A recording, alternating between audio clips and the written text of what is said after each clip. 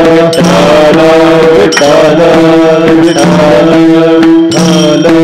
विठ्ठल विठ्ठल विठ्ठल विठ्ठल विठ्ठल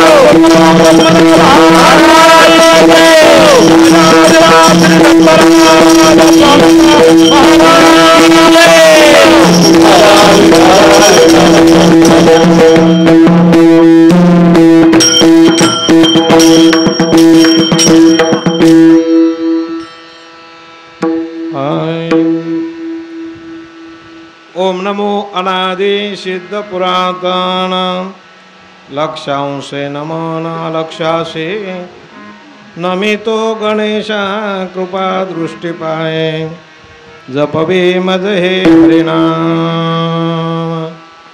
सरस्वती माते बैस जीवे मरे मज साह्य करे निरंतर नमो गुरु स्वामी दिव्य ज्ञान मूर्ती जेने दिले स्फूर्ती हरिनाम नमो श्रेष्ठ मुने महाकवीश्वरा भावे नमस्कार पंचितना पद्मनाभ म्हणे जाणावो अंतरी पांडवांचे घरी कृष्णनाथ नमितो गणेशा कृपा दृष्टी पाय जपवे मजय हरिनाम महायोग पीठे तटे भीमरत्य वरम पुंडरीकाय दांतो मुनींद्रे समागत्य तिष्ठन्तमानंद कंदम परब्रह्मलिंगम भजे पांडुरंग पांडुरंग करू प्रथम नमन पांडुरंग करू प्रथम नमन पांडुरंग करू प्रथम नमन पांडुरंग करू प्रथम नमन पांडुरंग करू प्रथम नमन पांडुरंग करू प्रथम नमन पांडुरंग करू प्रथम नमन पांडुरंग करू प्रथम नमन संताप्रिया संताप्रिया तुकरे चरण संताप्रिया तुकरे चरण संताप्रिया संत पुत्राने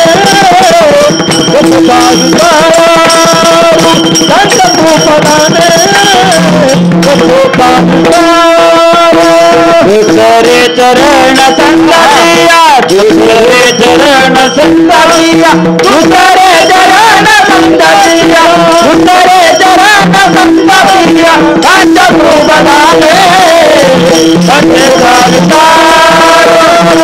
चतुर्बलाने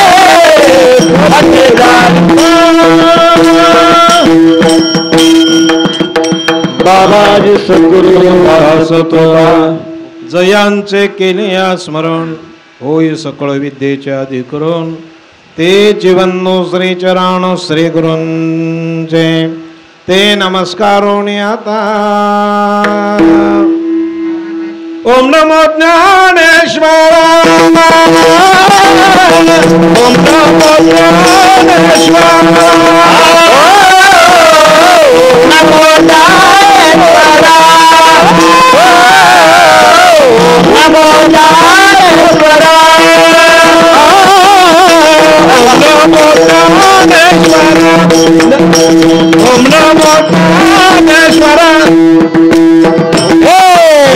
नमो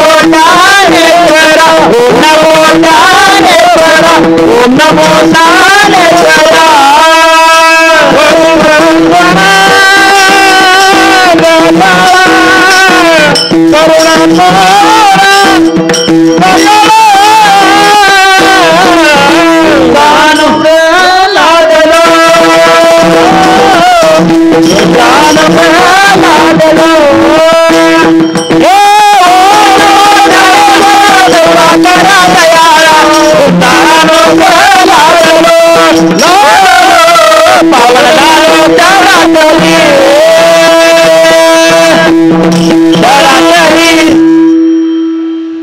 तुमचा अनुग्रह लादलो पावन झालो चराचरी मी कळा कुसरे काहीच नेने बोलिलो वचने अति भाविका एका जनार्दनी तुमचा दास त्यांची आस पुरवावी तुमचा अनुग्रह लादलो पावन झालो चराचरी राजाधिराज रणरंगधीरम राजीवनेत्रम रघुवंशनाथम कारुण्यरूपम करुणांकरन्ते श्रीरामचंद्र शरण प्रपद्ये दत्तात्रेय महायोगो भगवान भूतभावना चतुर्भुजो महाविष्णु योग साम्राज्य दिष्टिता श्रीपद्मनाभम गुरुराजवर्यम मोक्षाण ज्ञानदानैकदक्षम टेंबोडे क्षेत्रनिवासिनंतम नमामि वेदांत बिंदावरिष्ठम सदाशिवम गुरुनौमि तारुणामि श्रुतम ईशाचरण जीवा मुक्ता भवति ज्ञानदानं परायणम सदाशिवम गुरुवंदे भवबंधविमुक्ति विठाल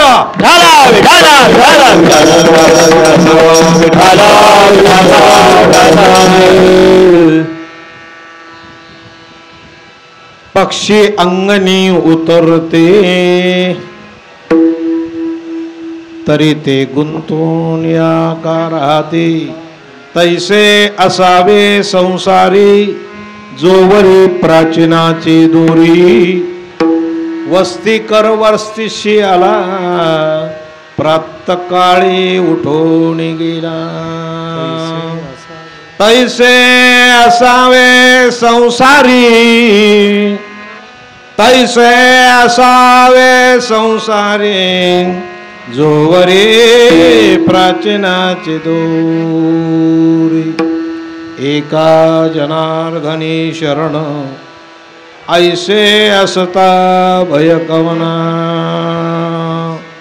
तैसे असावे संसारी जोवरी प्राचीनाची दोरी विठाल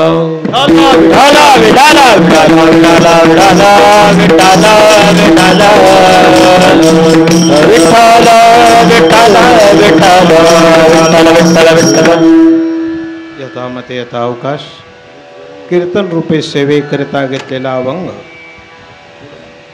आज श्री क्षेत्र ठाणे या शहरामध्ये त्यांचं नाव मनोहर पाटील नाना मनोहर पद्माकर पाटील नाना यांचं देहावसन होऊन आज 12व्या जागराचं कीर्तनाची सेवा आहे. सेवा करण्याच्या पाठीमागे या कार्यक्रमाचं जे काही नियोजन आहे त्या नियोजनाच्या पाठीमागे फार मोठी कारणमीमांसा आहे. ती कारणमीमांसा ज्या दिवशी तुम्हाला समजेल त्यावेळेला त्यांच्या आणि आपल्याही जीवनाचं रहस्य आपल्याला समजेल. विठ्ठल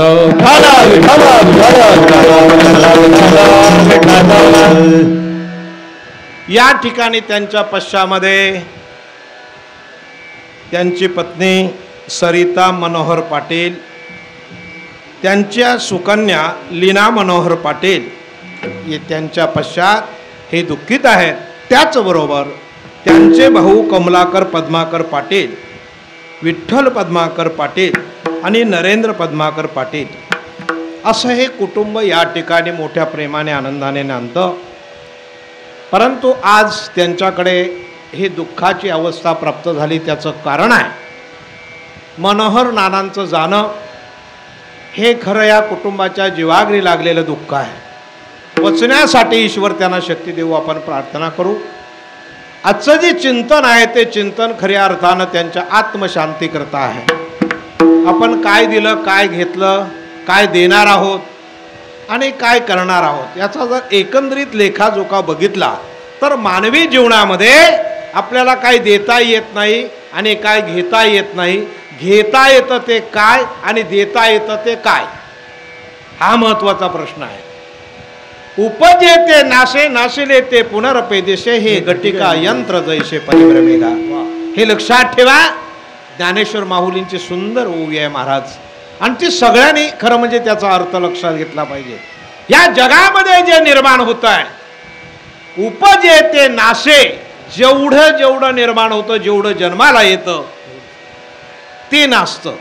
बरं, उपज ते नासतं असं नाही, तर त्याच्या पुढे आणखीन एक व्याख्या जोडलेली आहे. जे आपल्या दृष्टीने दिसतं तेवढं नाशिवंत आहे आणि जे दिसत नाही ते शाश्वत आहे. विठाला विठाला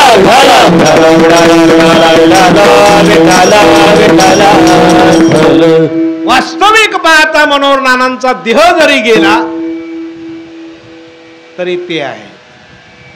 त्यांच्या ठिकाणी जे आत्मतत्वाचा भाव आहे, स्थित आत्मस्वरूप जे स्वरूप आहे, त्या लिंग देहासह आज 12 दिवस सातत्याने आज येत आहे आणि उद्या शेवटचा त्यांचा निरोपाचा दिवस आहे. विठाला विठाला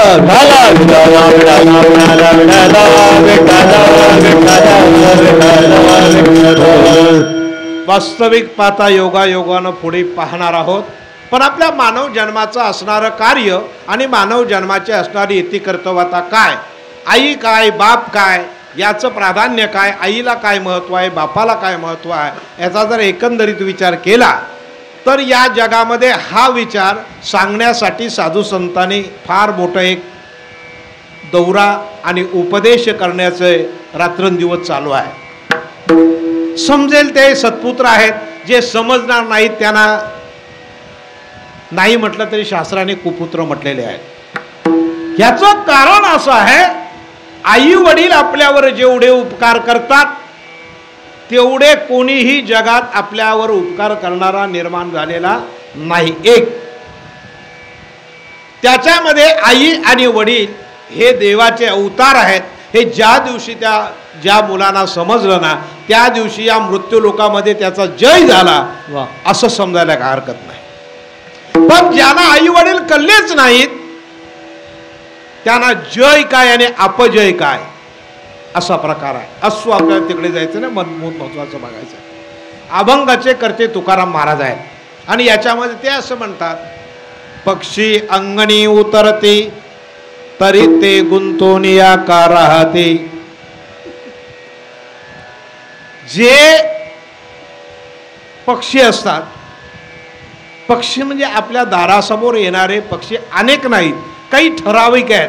कावळा आणि चिमण्या, दुसऱ्याच्या पेक्षा दुसरे पक्षी आपल्याकडे येतात का? नाही येत. पण आलेले पक्षी किंबहुना जरी येणारे असले तरी ते फार काळ आपल्याकडे राहत नाहीत.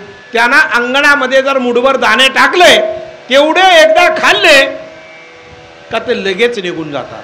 हा एक पहिला सिद्धांत आहे.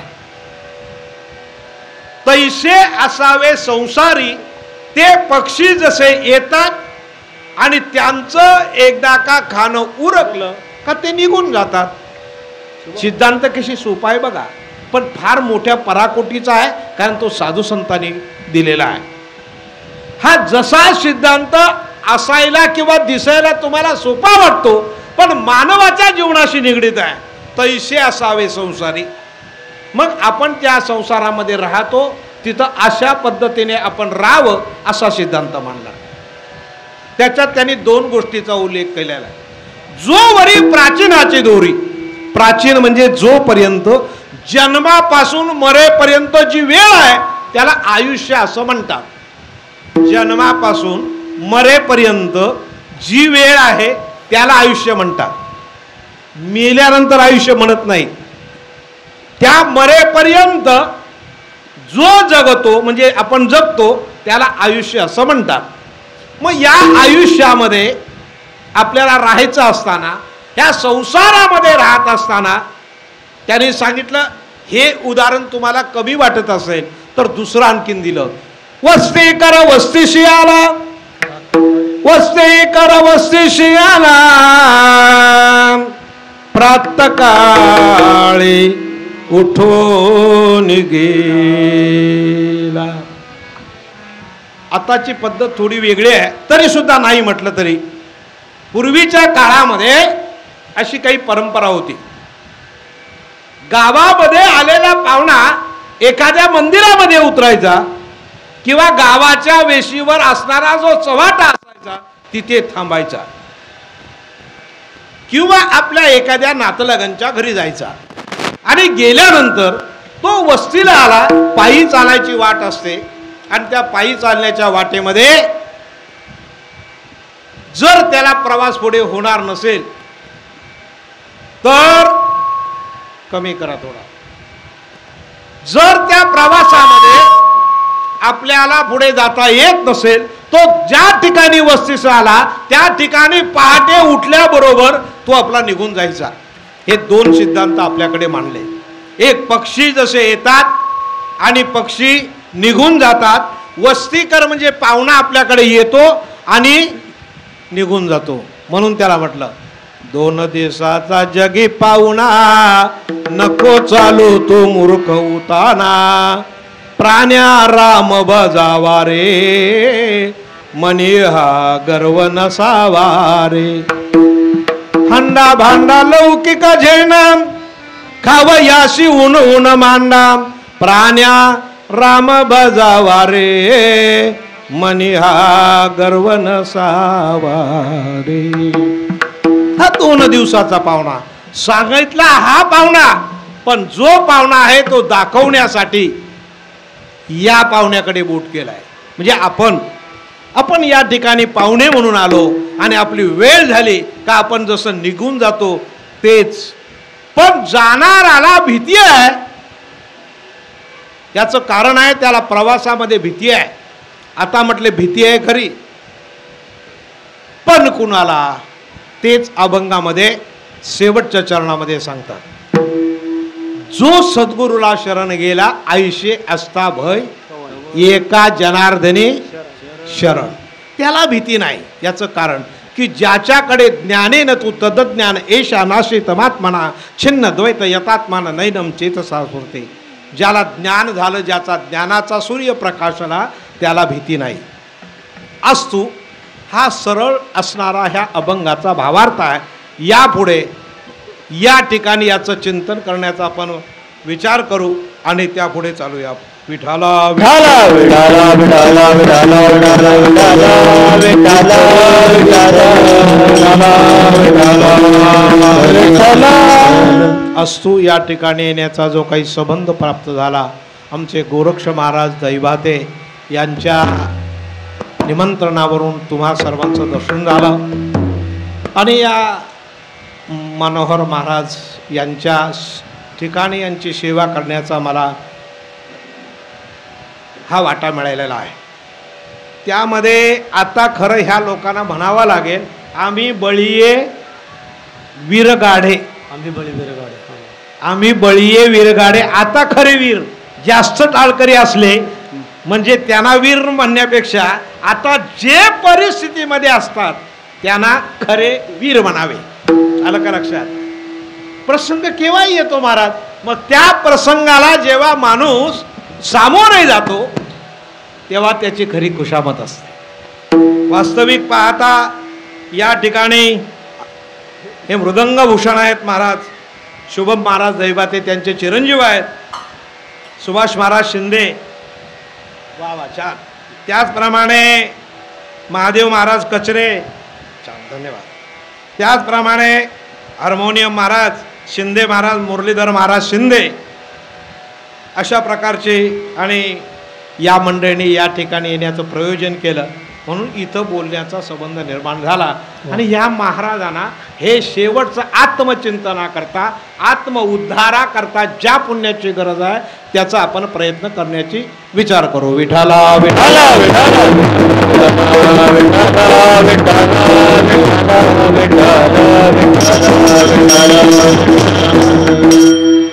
आता आपण जरा सुरुवातीपासून जाऊया. क्रिया अशी आहे, मानव हा जन्माला येण्याचं प्रयोजन अनेक वेळा नाही आणि एक वेळा पण नाही. क्रिया कशी आहे बघा, तुम्ही आम्ही जन्माला एक वेळाही जन्माला येणार नाही आणि अनेक वेळाही जन्म येणार नाही. याचं कारण काय? शाश्वतच नाही येणं. याचं काय कारण सिद्धांत मांडला ऐका, अगदी बारीक ऐका. आजा मेला पंजा मेला, बाप मसना तोही गेला, देखत देखत ना तू पण तोही तैसा, उठा उठा जागा पाटे आले मोठे. एक, जे गेले ते पुन्हा आले नाहीत याचा अर्थ असा आहे, हे जाणं जे आहे गेले ते पुन्हा आले नाहीत म्हणजे आपण आता गेल्यानंतर पुन्हा येऊ याची शाश्वती नाही आणि आलो तरी या देहाला येऊ याची शाश्वती नाही. कोणाला शाश्वती नाही की तो आला आणि पुन्हा तोच त्याने जन्म घेतला नाही. ऐका, निर्णय ऐका कुणाचा, शास्त्राचा आणि वेदाचा. त्याचा नियम असा आहे की देहाला मरण म्हणजे काय? मरण ही नावाची गोष्ट आहे की जे हॉस्पिटलमध्ये लोक आहेत ना त्यांना मरण ही मुक्ती आहे. पण तुम्हा आम्हाला जे पूर्ण आयुष्य भोगून चांगल्या स्थितीमध्ये जातात त्याला पुण्यवान असं म्हणतात. एक, त्याचं कारण आहे, ज्याला ज्याला या ठिकाणी जाण्याचा योग येतो त्याला त्याला या मरणाची भीती वाटतो. संताना किंवा त्राईमाम त्राईमाम त्राईमाम आद्य जगत पितू त्राईमाम अखंड मंडलाकार व्यक्ती अव्यक्ती शोभूषितम आणि नाना रूप निर्विकल्प शुद्ध चैतन्य अशी देवाला प्रार्थना केली जाते. भगवान प्रार्थनेनुसार 9 महिन्यानंतर जन्माला घालतो आणि जन्माला घातल्यानंतर कधीही आपल्याकडून नामस्मरण होत नाही, संतांची सेवा होत नाही, तीर्थयात्रा होत नाही, ह्या सगळ्या काही होत नाही. आयुष्य निघून जातं आणि गेल्यानंतर पुन्हा मरणाची पाळी येते. ज्या दिवशी ही मरणाची पाळी येते त्यावेळेला कळतं की ज्या आपण भोगलेल्या आयुष्यामध्ये काही ना काही केले, चर्म प्रक्षालले वरीवरी जाऊन या तीर्था. जसं तीर्थाला गेला काय किंवा घरी राहिला काय, आपण काय केलं याचा एक सिद्धांत मांडला. क्रिया आहे का, आपण ज्या ज्या वेळेला जन्माला येतो त्या त्या वेळेला एकदा का गेलो का बऱ्याचशा योनी फिराव्या लागतात. बऱ्याचशा योनी म्हणजे किती हो? ऐका, 20 लक्ष योनी वृक्षा माझी घ्याव्या आणि जलचरी भोगाव्या 9 लक्ष. 20 लक्ष योनी ह्या वृक्षाच्या योनीमध्ये जन्म घ्यावा. म्हणजे वृक्ष सुद्धा आपल्याला जन्म आहे, दगड सुद्धा आपल्याला जन्म आहे, जलचरी म्हणजे माशाचा जन्म आहे, किड्याचा जन्म आहे. अनेक जन्म 9 लक्ष 4 लक्ष 10 लक्ष असे जन्म प्राप्त होतात. एक एक योनी कोटी कोटी फेरा मग लागे वारा मानव देही. आणि मग आपण मानवाच्या जन्माला येतो महाराज. आणि जन्माला आलो तर ते आयुष्य सुद्धा फक्त 100 वर्षाचं आयुष्य. अल्प आयुष्य मानव देह, अल्प आयुष्य मानव देह, शत बनिले ते अर्ध रात्र काय, शत बनिले ते अर्ध रात्र काय, मध्ये बालत्व पीडा रोग क्षय, मालत्व पीडा रोग काय, भजनाची उरले बाहेरा, राम राम राम राम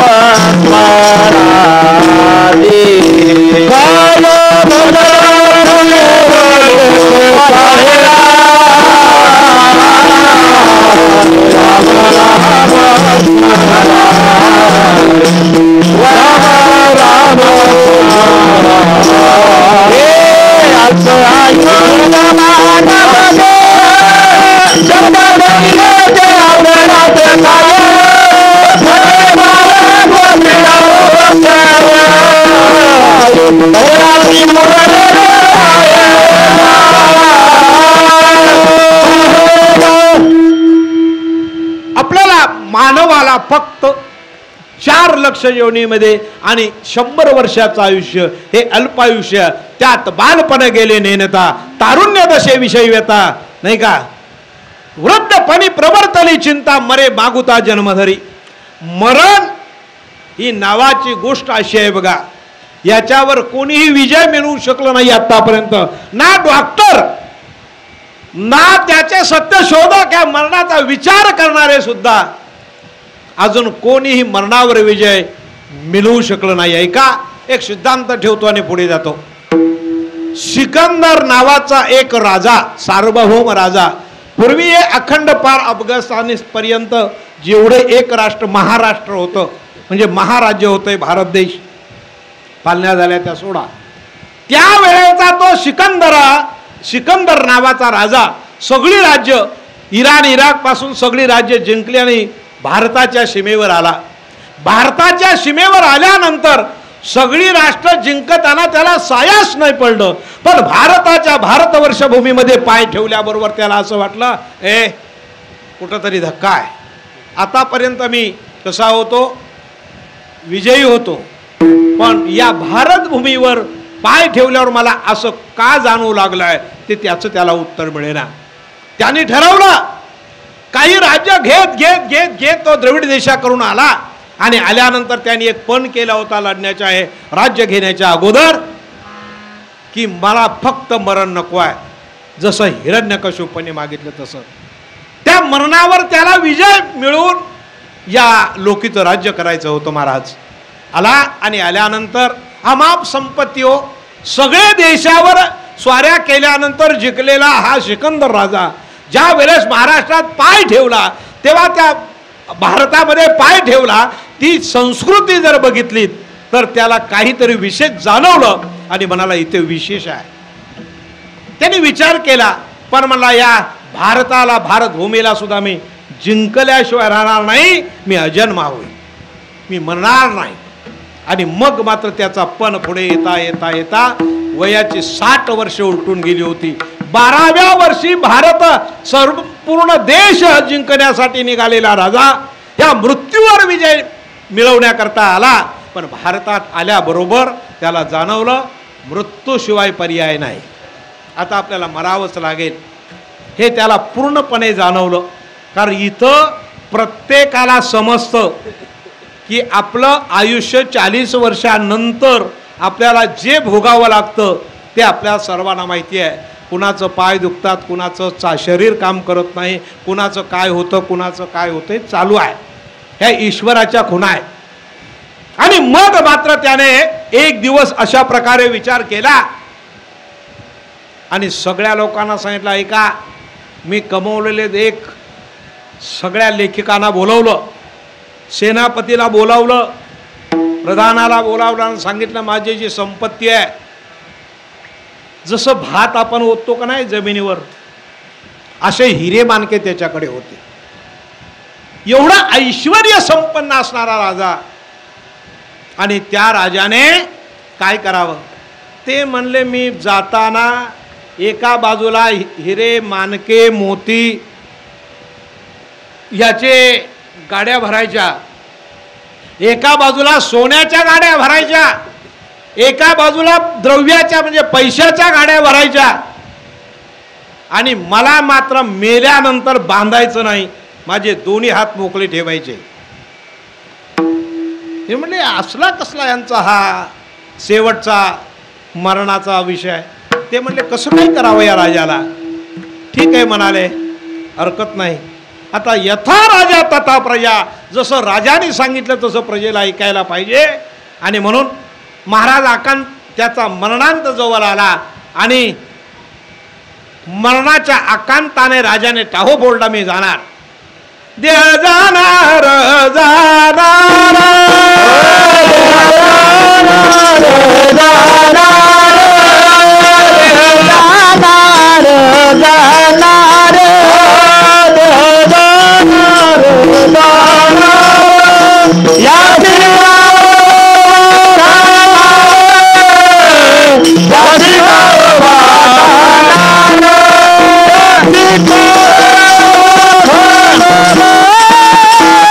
या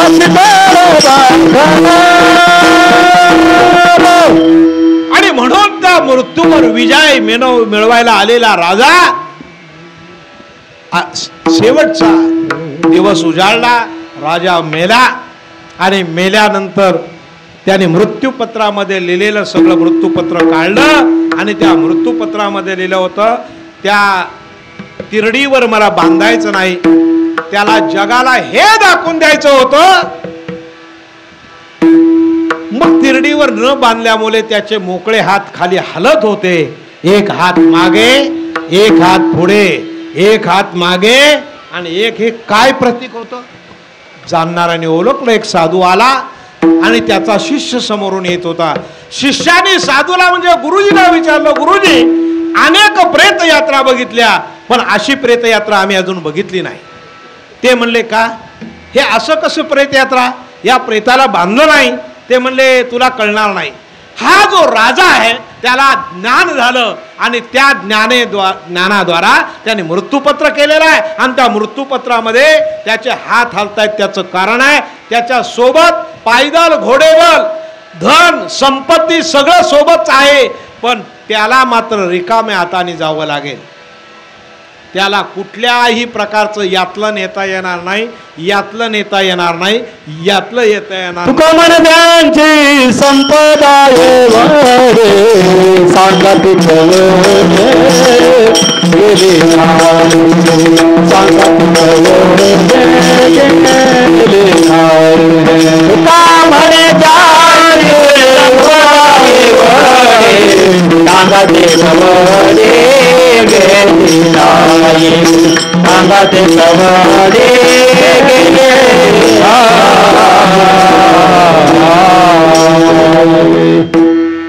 हा सिद्धांत मांडला. याद्वारे आपल्याला काय घ्यायचं हे महत्वाचं आहे. एवढ्या मोठ्या सार्वभौम राजाच्या बरोबरीचं आणखीन एक उदाहरण घेतलं, राजा रावण. म्हणून देह हे काळाचे, धन कुबेराचे, येते मनुष्याचे, कायाही निमित्ताचा धनी केला असे प्राणी, माझे माझे म्हणून व्यर्थ गेला. हे जे धन आहे ही केलेली ईश्वराने व्यवस्था आहे, हे घर आहे ही केलेली व्यवस्था आहे, ही आपल्याला शेतीवाडी आहे ही केलेली आपल्याला व्यवस्था आहे आणि त्या व्यवस्थेचे आपण विश्वस्त आहोत. ते आपलं नाही. त्या विश्वस्त धन कमवण्याचं, धन साठवण्याचं हे सगळं प्रमाण आहे. ते करता या विश्वस्ताना ते जपायचं आहे. फक्त शेवट चांगला व्हावा म्हणून ते माझं आहे एवढंच म्हणायचं नाही. विठाला विठाला विठाला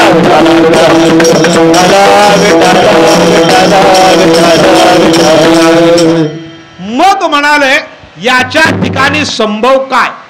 ऐका, आई असतील, वडील असतील, या आई वडिलांच्या द्वारा सेवा केली तर काय होईल. आईची सेवा करावी, वडिलांची सेवा करावी. कारण आई नावाची जी गोष्ट आहे हे वात्सल्याचं प्रतीक आहे, हे वात्सल्याचं प्रतीक आहे. आई एवढी माया ह्या जगामध्ये कोणीच करीत नाही किंवा करणार नाही. ऐका, आई काय करते, उदरात जिने मजसा तविले ओसंग घेऊन स्तनपाजिले धरोनी हृदय मज हिंदविला नमस्कार आई तव पादुकाला तवंगावरी ओकलो मी खचित मज तुझ कष्टविले बहु दिन रात परिवीट तुझ मुळी नाही आला नमस्कार आई तव पादुकाला.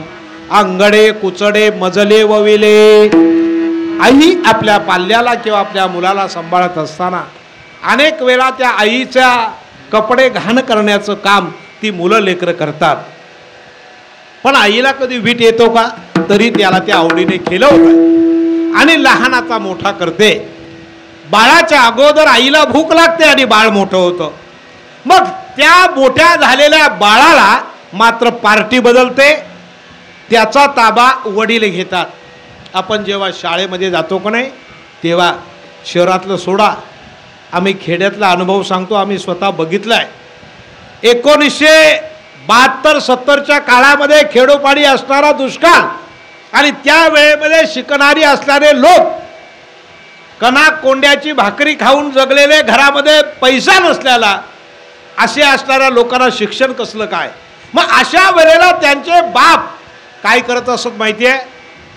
वर्षाला सालगडी राहायचे, वर्षाला सालगडी राहायचे मुलाचं शिक्षण व्हावं म्हणून, आणि सालगडी राहून त्या मुलाच्या शिक्षणाची फी ते भरायचे. कशासाठी हे उपकार हो? काय आहे? ईश्वराने दिलेली जबाबदारी त्याला पूर्ण करायची असते. एक, माझ्या पाल्याला कुठे कमीपणा येऊ नये, तो माझा खरा कमीपणा आहे असं मानून काय करायचे ऐका. दिवसभर लाकूड तोडावं, दिवसभर त्या सालगडी असणाऱ्याच्या शेतात राबावं, एखाद्या वेळेस शिळी भाकरी मिळलेली भाकरी खावी आणि घरी यावं. दुसऱ्या दिवशी घरी आल्याबरोबर मुलाने म्हणावं, बाबा नाही रे, उद्या शाळेमध्ये सगळ्यांनी फी भरली, आम्हाला फी भराय नाही हो. अशा प्रकारचा एकदा आवाज ऐकला ना, त्या बापाला असं वाटायचं, अरे मी मेलो तरी चालेल, पण माझ्या लेकराला खऱ्या अर्थानं अशा प्रकारची गरज राहता कामा नये. ते ऐकायचा, रात्रभर झोपायचा नाही, त्या असणाऱ्या अंथरुणामध्ये म्हणजे घोंगडीमध्ये रात्रभर विचार करायचा, सकाळी उठायचा. कुठल्याही प्रकारचं ओझं जरी असेल तरी ते ओझं वाहण्याची क्षमता करून संध्याकाळी त्या बाळाला त्या शाळेची फी भरण्यापेक्षा तो व्यवस्था करायचा, त्याला बाप म्हणतात. एवढ्या पुढे जाऊ ऐका, त्याला जर मुलगी असेल, लहानाची मोठी केली, शिक्षण दिलं, तर शिक्षणामध्ये त्या मुलीवर सगळं प्रेम केलं आणि लग्नाच्या वेळेला त्या बापाची अवस्था असते, अतिशय प्रिय असते मुलगी, आणि त्या प्रिय मुलीला खऱ्या अर्थाने शिकवताना जो आपल्या पाल्यावर प्रेम करत नाही, पण मुलगी ज्या वेळेस लग्न होऊन जाते ना, त्यावेळेस बापाला समोर बघायचा नाही, जरा बाजूला झाला का बघा, हमसून हमसून रडेल. का? घरामध्ये एखाद्या खोलीत गेला का त्याला आठवण येते की माझ्या मुलीला मी काय योग्य चांगल्या प्रकारे वागू शकलो नाही, तिच्या इच्छा पूर्ण करू शकलो नाही. अरे बाप बनवून शकायला तुला एवढी स्वतःला दूषण बोलून घेतो, त्याला बाप म्हणतात. पण बाप का कोणी ओळखत नाही हो. आईचं प्रेम सगळे जाणतात, पण बापाच्या प्रेमाची जर खऱ्या अर्थाने विचार केला तर मुलीसाठी बाप हा सर्व थैव असतो आणि तोच खरा देव असतो. विठाला विठाला विठाला विठाला विठाला विठाला विठाला. आता सांगा, आता हे सगळं चित्र आपण बघितलं, धनाचं बघितलं, घराचं बघितलं, सगळ्यांचं बघितलं, आता नात्यांचं बघितलं. सगळ्यांसाठी तो उपकार करतो, पण शेवट याच्यामध्ये आयुष्य कधी जातं ते कळत नाही. संध्याकाळ होते, गेले टळले प्रहर रात्र तीन, काया निज सुरा निजसे अजून, जागे हो निदान पुण्य करा, जावने तरी जातो माघारागा. का? अरे आयुष्याची संध्याकाळ एकदा झाली ना का आपल्याला आधार नावाची गोष्ट नाही. काठी आपण धरू ती पण आधार करणार नाही, कोणीच आधार करणार नाही. पण बाप नावाची गोष्ट अशी असते, शेवट परत त्या कुटुंबाला आधार करतो, त्याची इज्जत करतो, सगळ्यांचं प्रेम राखतो आणि सगळ्यांना आवडीने नेतो. म्हणून तुकाराम महाराज म्हणतात, मग त्याच्याकरता काय काय देता येतं, काय घेता येतं हा प्रश्न आहे. असणारं धन देता येत नाही बघा, असणारं धन देता येत नाही, असणारं घर देता येत नाही, असणारा द्रव्य पैसा देता येत नाही. मग द्यायचं काय? इथं तर खरी गंमत आहे. हिंदू धर्मशास्त्राप्रमाणे जर त्यांच्या पाल्याने, मुलाने अथवा मुलीने जर हिंदू धर्मशास्त्राप्रमाणे त्यांचं पालन केलं तर त्या पालनाच्या निर्णयाप्रमाणे जे देता येतं ते असं कुठेतरी नाही. आलं का लक्षात? ते वेदशास्त्राप्रमाणे प्रत्येक पाल्याने त्यांच्या डोळ्यामध्ये अश्रू न येतील अशा प्रकारे पोसावं, हा पहिला शास्त्रीय नियम. विठाला विठाला विठाला विठाला.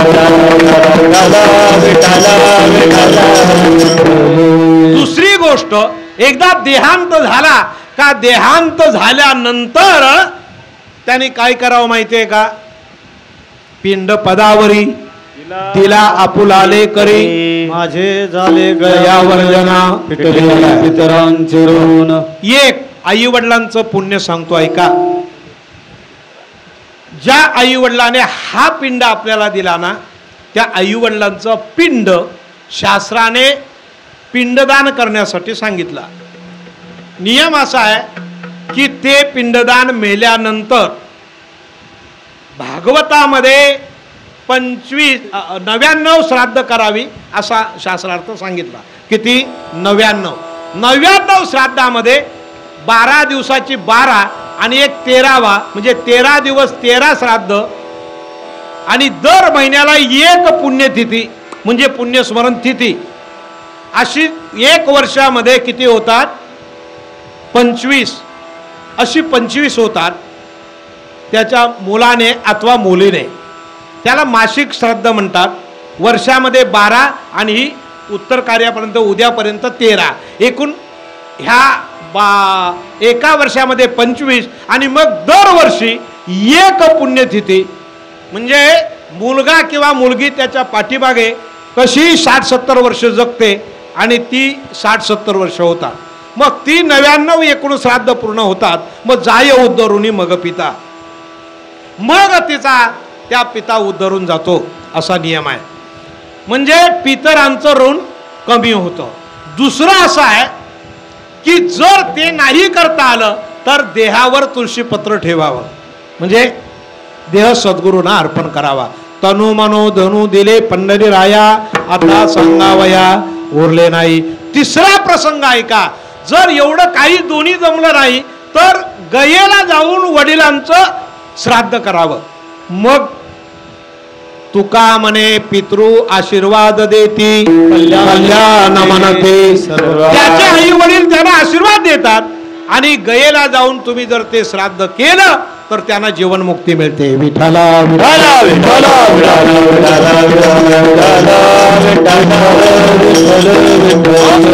आपलं विषयांतर एवढ्या करता केलं की आज त्या वडिलांच्या पित्याच्या उद्धाराचा मार्ग म्हणून आपण विषय भेटलो. पण आता महत्वाची गोष्ट अशी आहे की आलेला प्राणी नर आहे संसारी. जन्माला आलेला प्राणी संसारामध्ये राहत नाही तेच त्यांना सांगायचंय. मग करावं काय? आपुला तो एक देव करून घ्यावा. आपुला तो एक देव करून घ्यावा. आपुला तो एक देव करून हे विना देवा सुखरो हे विना देवा सुखरो विना देवा सुखरो. तर तुम्हाला एक संधी आहे. आपण भगवंताची ओळख करून या जीवनामध्ये घ्यावी. जर घेतली नाही तर हेला रे हेला पाणी वाहून मेला रे मेला. जन्माला आला कुटुंबा पोशिले जन्मभरी जन्मभर कुटुंबाला पोसलं आणि शेवट त्याचं फळ त्याला पुण्यस्य फल मिच्छन्ते पुण्य मिच्छन्ते मानवा. प्रत्येकाला त्याचा अनुभव येईल. तुमची जोपर्यंत प्रॉपर्टी आहे तोपर्यंत म्हणती माझा माझा. जोवरी चलन गा तोवरी म्हणते माझा. मानिती लहान थोर देह सुखाची आकाजा. इंद्रिये मावळले आला बागोला जा. आणि मग अशी अवस्था प्राप्त झाली का तेथे कोणी नाही सोडविता एका सद्गुरु वाचो. आणि मग मात्र दुःख निर्माण होतं. त्याला दुःखाचा डोंगर दिसतो. आता मला कोण आहे? हरणीशी चुकले पाडस. एखाद्या हरणीचं एखादं लहान पाड चुकावं आणि चुकल्यानंतर ते रानभर सैरा वैरा फिरावं. कुठे आई दिसत नाही कुठे आई दिसत नाही तसं ह्या जीवाला होतं. आणि हा जीव तेव्हा आठवण करतो अरे माझं कोण आहे? आपले गडी कोण कोण ते पहा. निवडून पाहतो कोणी नाही.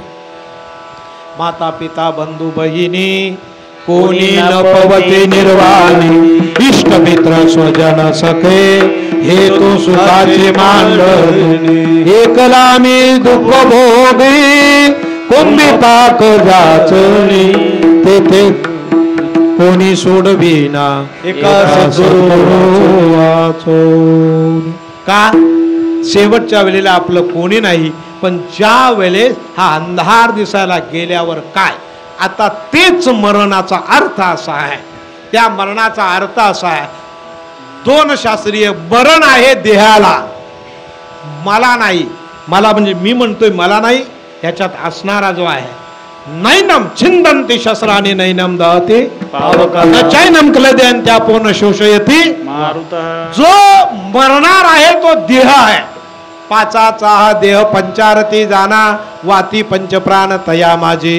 ज्ञान शुद्ध घृत जठराग्नी सत्य आत्मरूपी ज्योत पाजलोनी. हा मरणार आहे तो देह मरणार आहे, आत्मा नाही. नैनम छिंदन्ति शस्त्राणि नैनम दहति पावका. ह्याच्यामध्ये जे आत्मा आहे, आत्मतत्व आहे, सजयते चतुर्वर्ण देव श्रीश पादाबुज वंदिता पश्य क्लेश चंद्रार्क पर्यंत भस्म भवती दृढनिश्चया. आदित्यादि ग्रह सर्व श्रेष्ठ सुरादि माधव शुभं करोति ते सर्व सत्योग्नी नच संशया. हे सत्य असणारं तुमच्या आमच्यातलं जे आत्मतत्व आहे ना, हे कधी मरत नाही. मग मेल्यानंतर तुम्ही दिवा का लावता? कोण आहे? तया दिशे रूप अंगुष्ठ प्रमाण. तो केवढा आहे? एवढाच आहे.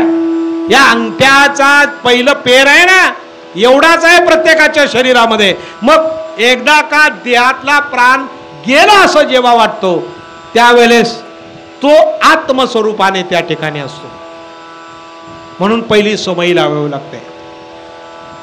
तो गेल्यानंतर गावाच्या वेशीपर्यंत जाईपर्यंत धनानो भूम पशवृष गोष्टे भार्यादि पुत्र जनस्मशाने देहचिताया परलोक मार्गे कर्मानुनंगो गच्छन्ते जीव एका. मग तो जीव ज्या वेळेस त्याला स्मशानामध्ये घेऊन जातात, तेव्हा सगळी नातेवाईक अंगणापर्यंत येतात. अंगणापर्यंत नंतर बाकीचे जन असतात, म्हणजे लोक असतात, मित्रमंडळी स्मशानापर्यंत येतात. आणि स्मशानापर्यंत अग्नी दिला का मग तो रडायला लागतो. स्मशानी मज कोणी नाही संगती,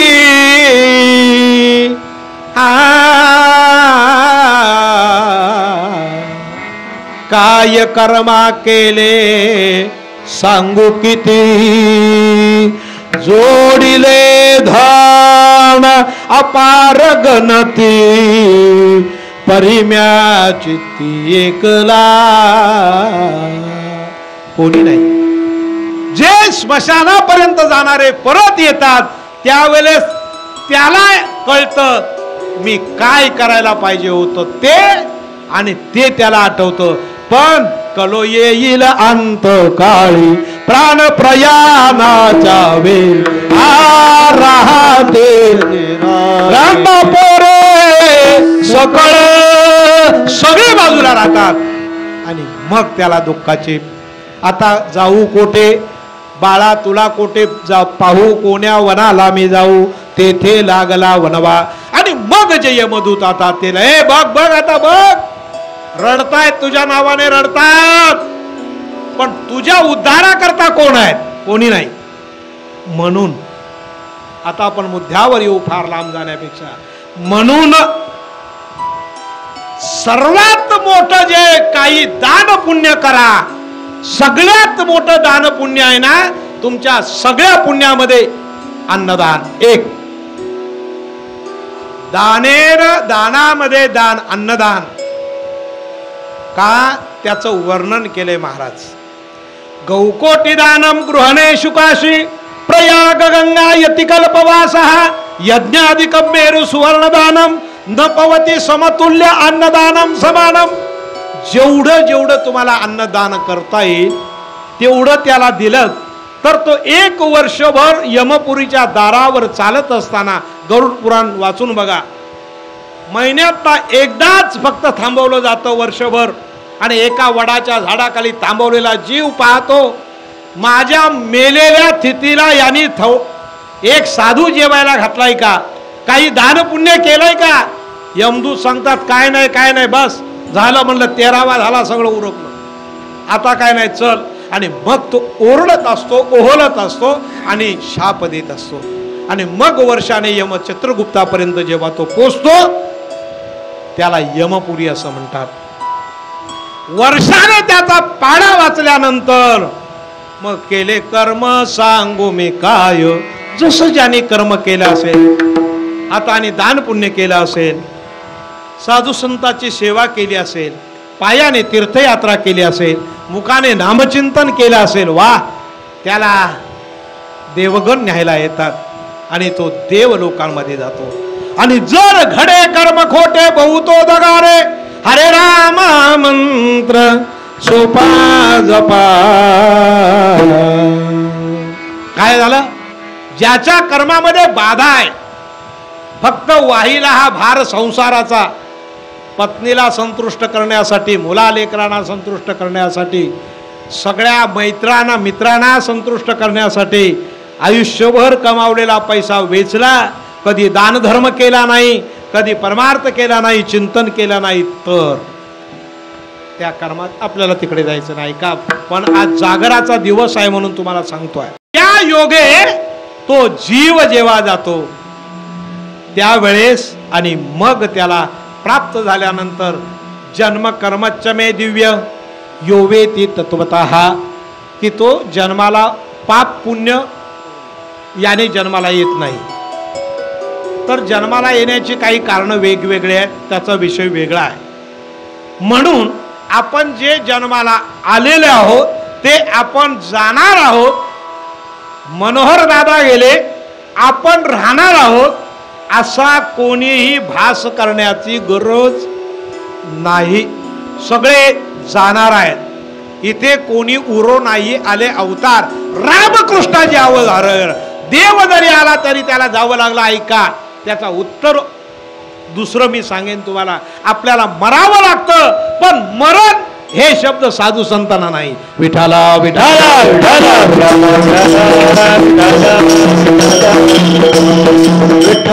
ऐकायचंय उत्तर लगेच सांगून टाकतो, आपल्याला वेळ कमी आहे म्हणून.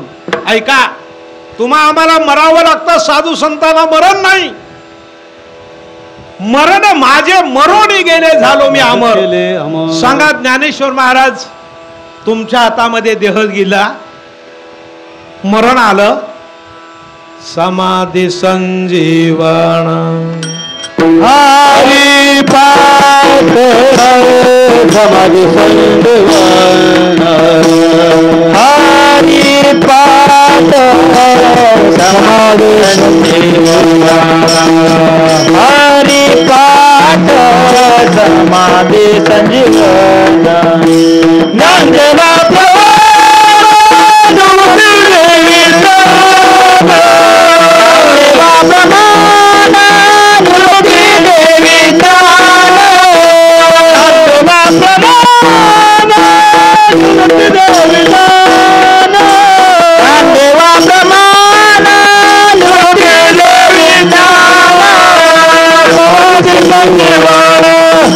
हरी पाठ समाधी संजीवन, हरी पाठ समाधी संजीवन, हरी पाठ समाधी संजीवन. वयाच्या 22व्या वर्षी समाधी घेतली. हा देह अजून समाधीमध्ये तसाच आहे. त्याची पूर्वमीमांसा मी तुम्हाला सांगणार नाही, त्याची चाचणी पण झालेली आहे. अजून देह जसाच्या तसा आहे.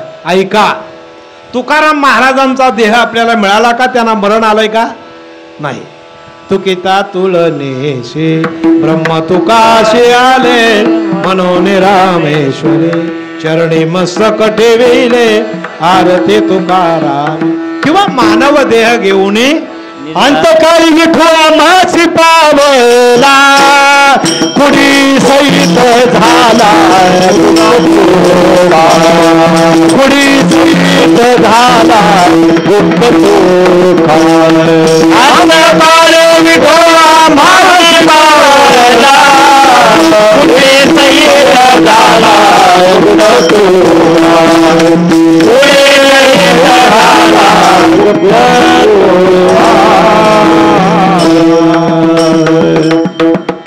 तुमच्या आमच्या ताब्यामध्ये जाळण्यासाठी तुकाराम महाराजांचा देह मिळाला नाही, संतांचा नाही मिळाला. मग मुक्ताबाईचा, सोपान काकांचा मिळाला का देह?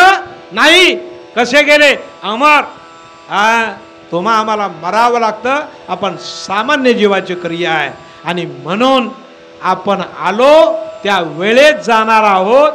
हे सिद्धांत तुम्हाला कळण्याकरता, हे तुम्हाला समजण्याकरता एकनाथ महाराजांनी अभंगाच्या पहिल्या चरणामध्ये पक्षी अंगणी उतरती, पक्षी अंगणी उतरती, पक्षी अंगणी उतरते, पक्षी अंगणी उतरते, पक्षी अंगणी उतरती, पक्षी अंगणी उतरती, पक्षी अंगणी उतरते, पक्षी अंगणी उतरते, एका कुंडाने राहती, ते का गुंतनी राहती, कैसे असावे संसारी, कैसे असावे संसारी, ते का गुंतनिया राहते, ते का गुंतनिया राहते, कैसे असावे संसारी, कैसे असावे संसार, पक्षी अंगणी उतरती, एका गुंतनी राहती, एका गुंतनी राहती, एका गुंतनी राहती, पक्षी अंगणी उतरती, एका गुंतनी राहते, एका गुंतनी राहते, एका गुंतनी राहते,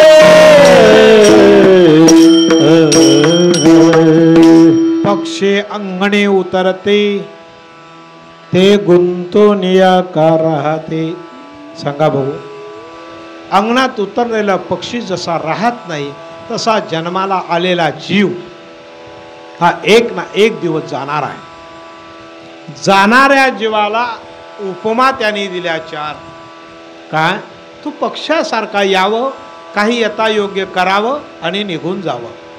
दुसरी उपमा, वस्ती कर, वस्तीशी आला आणि प्रातकाली उठून गेला.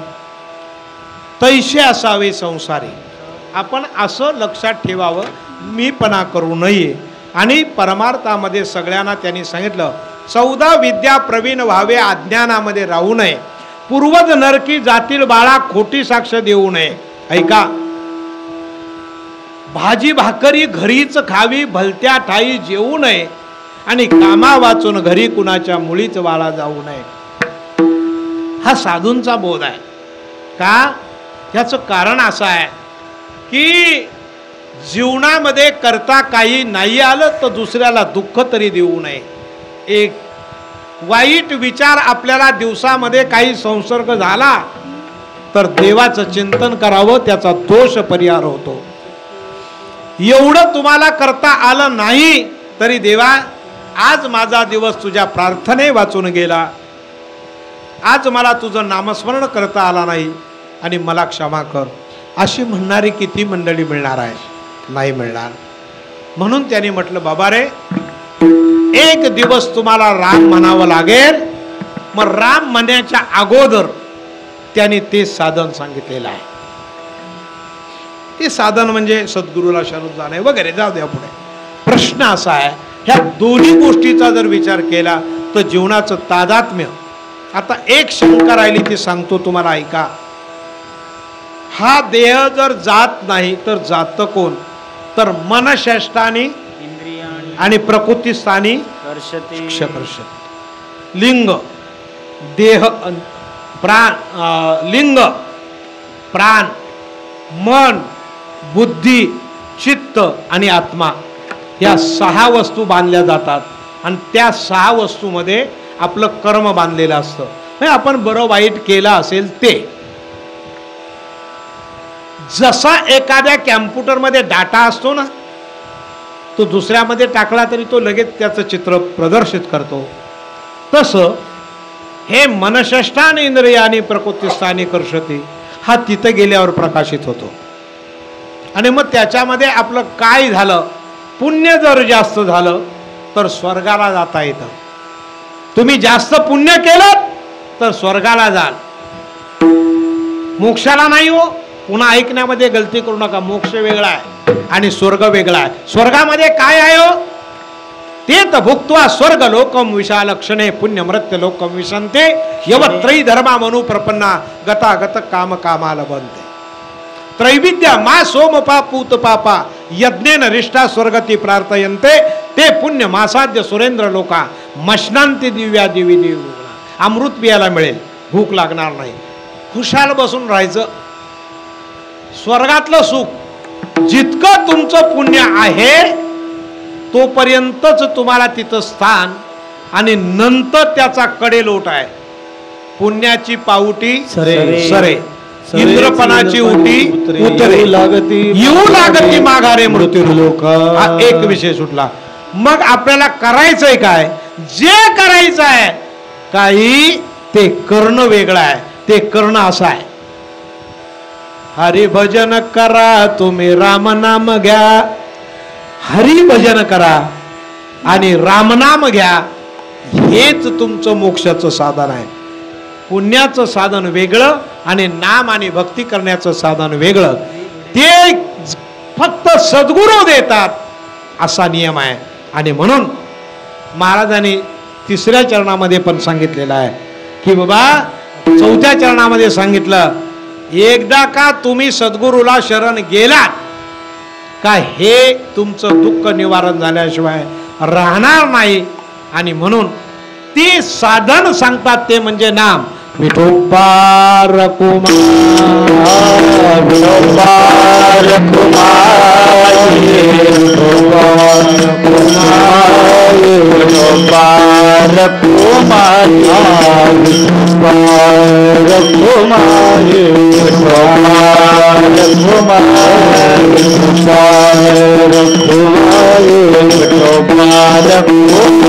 कुमार, विठोबार कुमार, विठोबार कुमार, विठोबार कुमार, विठोबार कुमार, विठोबार कुमार,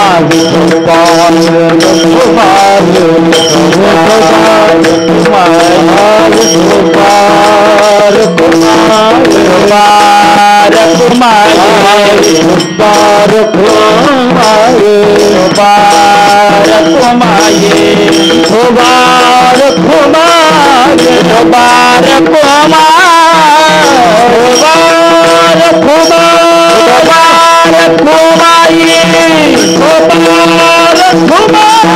कुमार,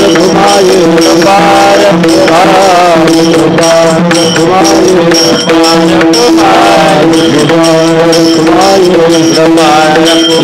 कुमार, विठोबार कुमार, विठोबार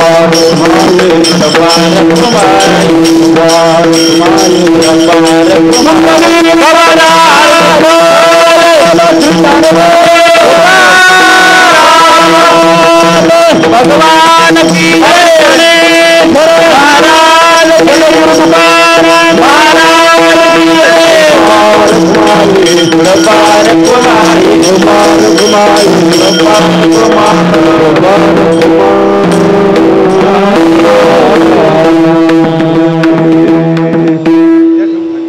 एका जनार्दनी शरण ऐसे असता भयकवन.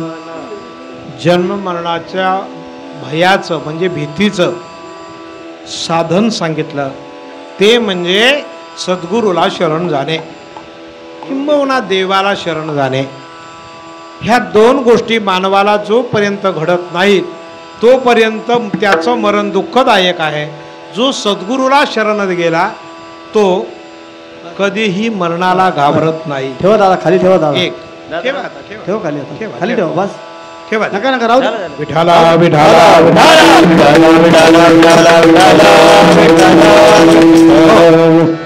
दुसरी गोष्ट अशी,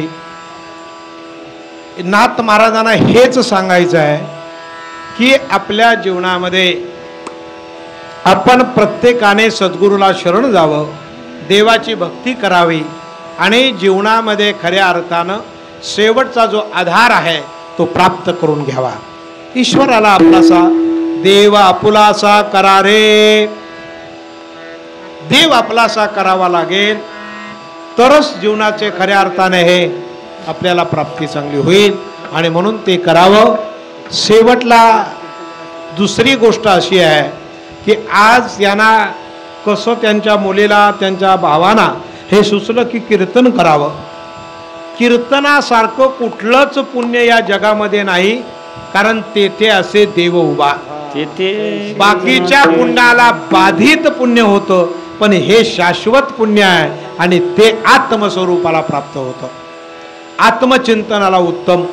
भले आमचे 4 का टाळकरी असे ना, पण हे जे पुण्य असेल हे पुण्य खऱ्या अर्थाने जीवाच्या उपयोगाला येणारं पुण्य आहे. काशी यात्रेचं सगळं पुण्य आणि एका चिंतनाचं पुण्य समान आहे महाराज. कारण इथं प्रत्यक्ष भगवान पांडुरंग येत असो. आपल्याला झालेली जी इष्ट चांगली बुद्धी, मनोहर दादांच्या उत्तर कार्याच्या निमित्ताने आज जागराच्या कीर्तनाच्या वेळेला तुम्ही प्रेमाने आनंदाने या कीर्तनाचं आयोजन केलं. मी सकाळी पुण्याला कीर्तन केलं आणि तिथून कसा तरी या वेळेपर्यंत पोचण्याचा प्रयत्न केला. आलो, मला समजलं तुमची ही मंडळी आहेत. बरं वाटलं, म्हणलं कोणतरी आहेत.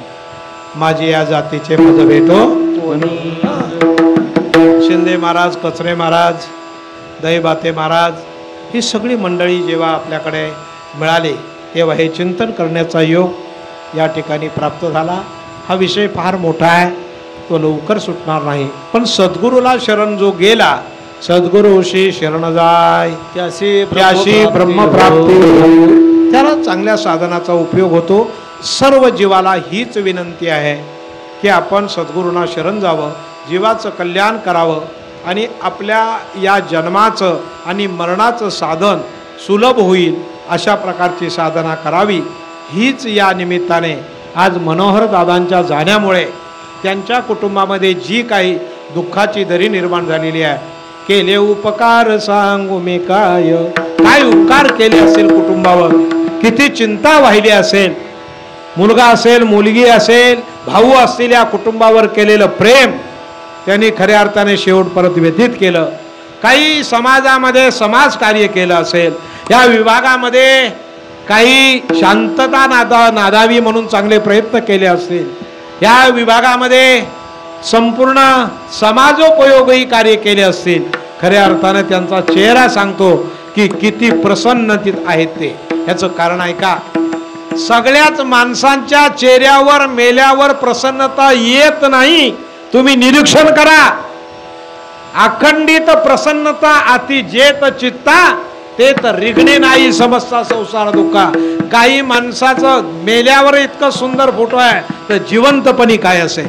एक दुसरी गोष्ट अशी, काही माणसं जिवंत जरी असली ना तरी त्यांच्या चेहऱ्यावर मेलेल्याचा भाव असतो. तुम रोते को तू मेरी सुरत आहे वैशी. का म्हटलं तुमचा चेहरा का पडलाय, ते म्हणले चेहराच असा. त्याचं कारण असं आहे, त्याचं कर्तृत्व आहे. त्यांच्या चेहऱ्यावरची प्रसन्नता बघितली ना तर ते गेलेच नाही असं वाटतं. किती सुंदर चेहरा आहे बघा. ही एक ईश्वराची केलेल्या त्यांच्या निष्काम कर्माची पावती आहे असं लक्षात घ्या. म्हणून त्यांच्या आत्म्याला चिरायू शांती लाभो. त्यांच्या जीवनामध्ये त्यांची मुली असेल, त्यांचे भाऊ असतील, त्यांचे पुतणे असतील, त्या सर्वांच्या दुःखावर आपण सर्वजण सहभागी आहोत. ईश्वर त्यांना दुःख पचवण्याची शक्ती देवो आणि त्यांचा आशीर्वाद सर्व कुटुंबाला मिळावा आणि त्यांना मोक्षाचा मार्ग प्राप्त व्हावा. याच कीर्तनाद्वारे हीच आपण देवाकडे मागणी मागू आणि या ठिकाणी जे साधन सांगितलं त्याचा विचार करू. ज्ञानेश्वर माऊली ज्ञानराज माऊली महाराज ज्ञानेश्वर माऊली ज्ञानराज माऊली महाराज ज्ञानेश्वर माऊली ज्ञानराज माऊली महाराज ज्ञानेश्वर माऊली ज्ञानराज माऊली ज्ञानेश्वर ज्ञानेश्वर ज्ञानेश्वर माऊली ज्ञानराज माऊली महाराज ज्ञानेश्वर ज्ञानेश्वर ज्ञानेश्वर माऊली परिसरात आलेले सर्व आप्त इष्ट मित्र मंडळी, सर्व श्रोतेजन, तुम्ही या 2 तासामध्ये शांत चित्ताने कीर्तन श्रवण करण्याचा विचार केलात. चांगली गोष्ट आणि चांगला वेळ खर्च केलात. तुम्हा सगळ्यांच्या चरणावर दंडवत आणि म्हणून शेवटची चाल होईल आणि कीर्तनाचा समारोप होईल.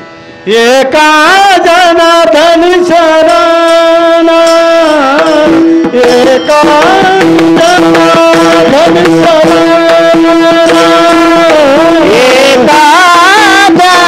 जनार्दनी शरण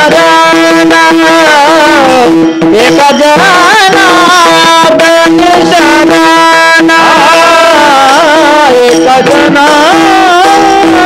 जनार्दनी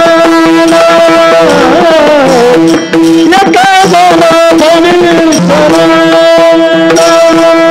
एका जनार्दनी शरण एका जनार्दनी शरण ऐसे असता ऐसे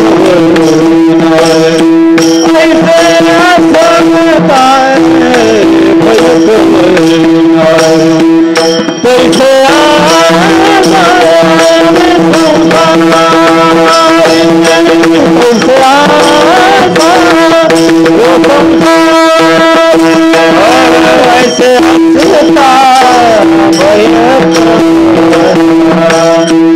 ऐसे हंसता ऐसे हंसता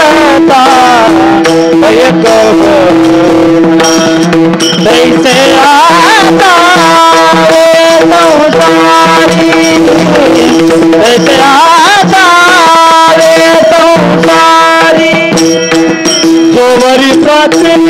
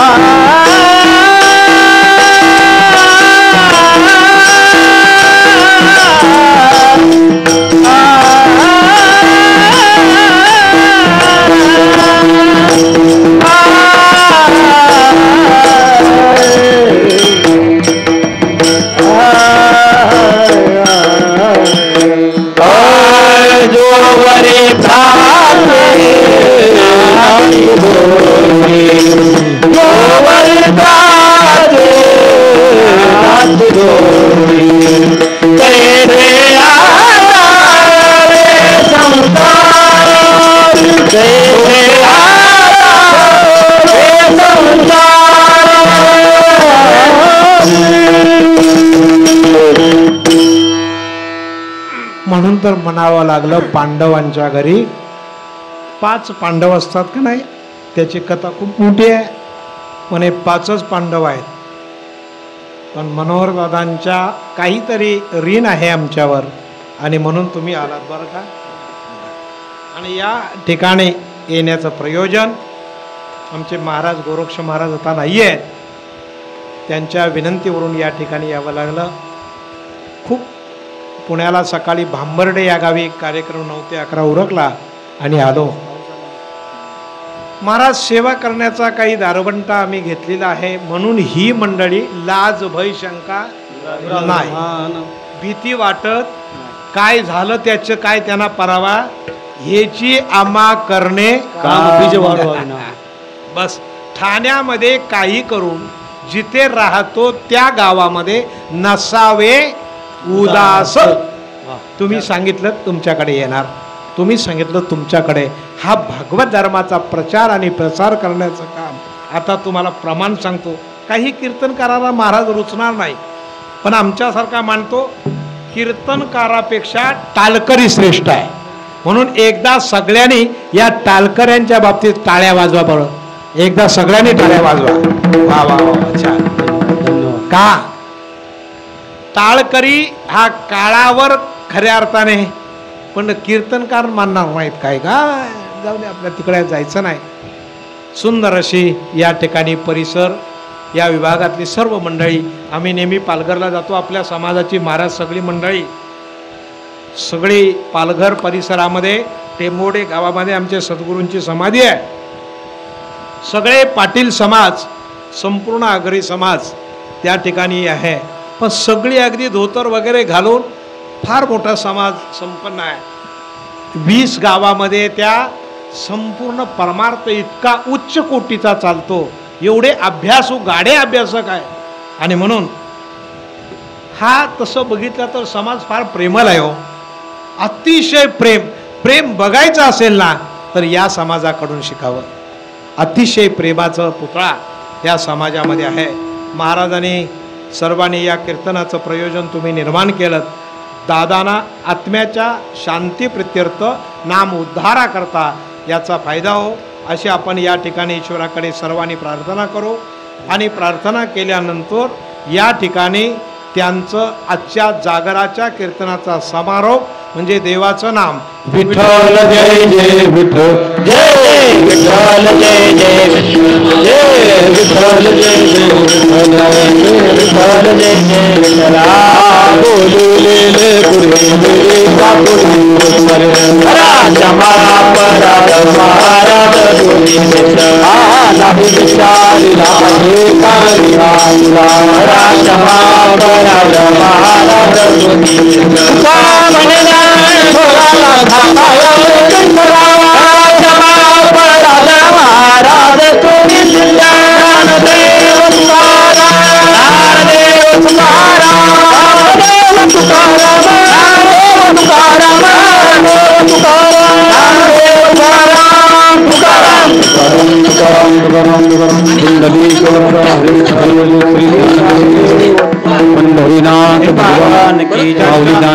उद्धारा करता सर्वांनी बसलेल्या तिथे बसलं तरी चालेल.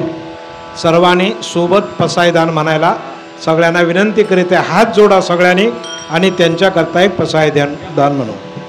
आता विश्वात्मके देवी येणे वाग्यज्ञ दोषावे तुषोणी मंद द्यावे पसाय दान हे जे घरांची व्यंकटेशाडो तया सत्कर्मी रती वाढो भूता परस्परे पडो मैत्रीवांचे दुरितांचे दिव्य जाओ विश्वस्वधर्म सूर्य पाहो जो देवांची तो ते लावो प्राणी जात वर्षतीय संबळ मंगळी ईश्वर निष्ठांची मान्याळी अनादिवर्त मूलमंडळ चेतना चिंतामणीचे गाव बोलते जे अभिनव पियुषांचे चंद्रदेवी आरांजन मार्तंडे तापहीन ते सर्वाही सदा सज्जन सोयरे होतो किंबहुना सर्व सुखी पूर्ण होई त्रिलोकी भजलो आदि पूर्वे अखंडित आणि ग्रंथो जीवे विशेष योगी दृष्टा दृष्ट विजय भवावे हे तमणे श्री विश्वेश्वराओ आओ दान बचाओ हे देव ज्ञान देव सुवाला हे देव ज्ञान देव सुवाला हे देव ज्ञान देव सुवाला ओम शांती शांती शांती पुंडली कवरदार श्री ज्ञानदेव तुकाराम भगवान की जय जय सच।